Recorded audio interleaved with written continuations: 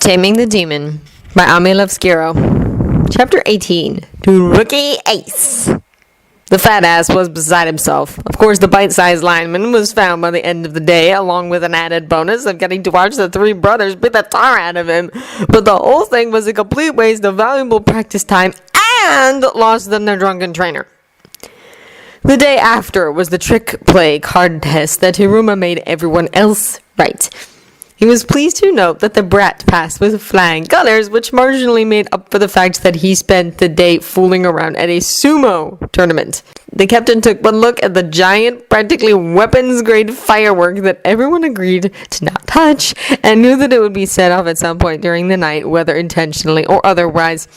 He made sure to keep blackmail of all the local firefighters close at hand for the inevitable. They wound up setting the school roof on fire.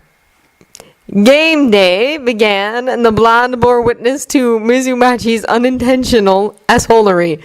The team seemed unable to help but show off, but why did he feel the need to put on and strip out of a cheer uniform? Just why? Jumping, flipping, and handstanding the way he was. In direct response, the quarterback set a crowd on the mini fat ass, who graciously obliged him by lifting about 15 to 20 people over his head and holding them there. Oh look, the drunkard's back. He brought a pig with him. Somebody cut this guy off. The team and Komusubi in particular struggled on valiantly against Kiyoshin's attacks, but were largely unsuccessful until the mini fat ass's parents, they couldn't be anybody else, arrived carrying boxes of sake. Toboroku was suddenly revived. But Komusumi Dad said something about delivery workers and arms, and on the next play, the tiny lineman taught himself the rip move. Using the rip effectively against Mizumachi's swim move took a few plays to figure out before it actually worked properly, but it did, and the rump burst through, only to be promptly flattened by Kake. The three linebackers were all over 2 meters tall and were appropriately known as the high wave. They also had the added advantage of all three being able to perfectly utilize Kake's frightening arm techniques.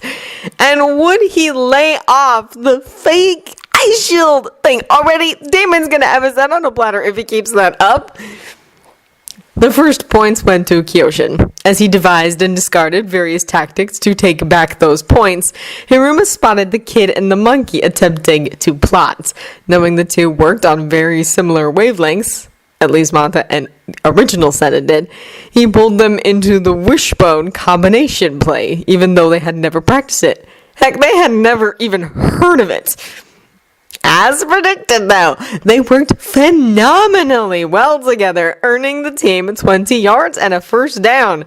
They continued to use the wishbone until Hiruma himself scored a touchdown. At the end of the first half, the double bat ghost had made itself known, and one of the Hiroshi linebackers, the Atlantic Ocean one, or was it the Pacific? It was the one with glasses, had the crap scared out of him. The Blue Eyes wasn't going to just sit there and take it, however, and so the first play of the second half wrapped up with him crushing the double back ghost into the dirt. The kid got back up from that tackle physically, but the blonde was sure that a lot of his mental strength was left on the field to be trampled during the following plays. It was, after all, the first time that move took a hit. And trampled it was, as Kake continued to pummel the kid until the Poseidon team was close enough to take a field goal. It was times like this that the manager proved her worth to the team. Almost as if she sensed that her precious baby Sena was in distress, all of her observational skills leveled up. Of course, it was near impossible to get the message out to the team, but being Hiruma Yoichi had its advantage, including being able to interpret exceptionally terrible sign language. The Kiyoshin safely kept moving in to block Damon's run, so nobody ever prepared for a pass. The idiot Tanky made his presence known on the gridiron and earned them 7 yards. Of course, this got Mizumachi all fired up, so he had to open his big mouth. Damon already understood that Kiyoshin's third years had no more chances. Every game was do or die for every team. You are not that special, you moron! It wasn't until the blonde lineman brought up the fact that Damon had no third years that he started pissing people off.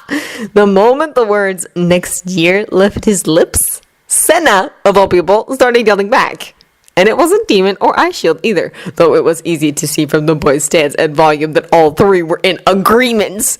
But legitimate Sena yelling about there was no next year for Damon because all the second years could no longer play. They drove the point home by scoring another touchdown against Kyoshin. 7 minutes left in the game, and the score was 12-10 to Damon. But Kyoshin wasn't quite ready to admit defeat yet.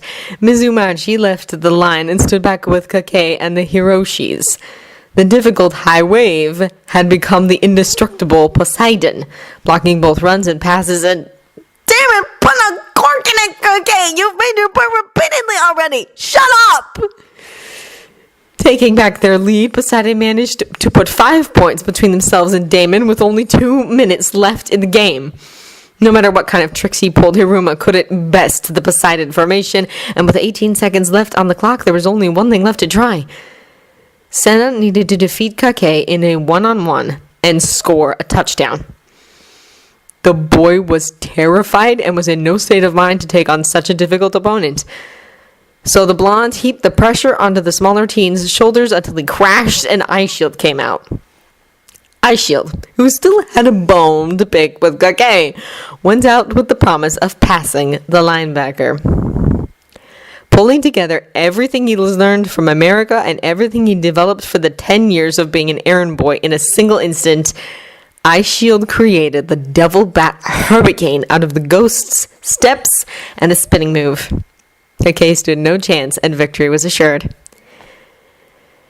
That is until Mizumachi decided he hadn't given up yet. 30 centimeters away from the goal line, the running back was tackled. Hiruma called the timeout to save them, and just in time to snatch up those last 2 seconds. It was time for the trump card, the Devil Bat Dive. For a split second, it seemed Mizumachi thwarted them yet again, but Komusubi wasn't having any of that.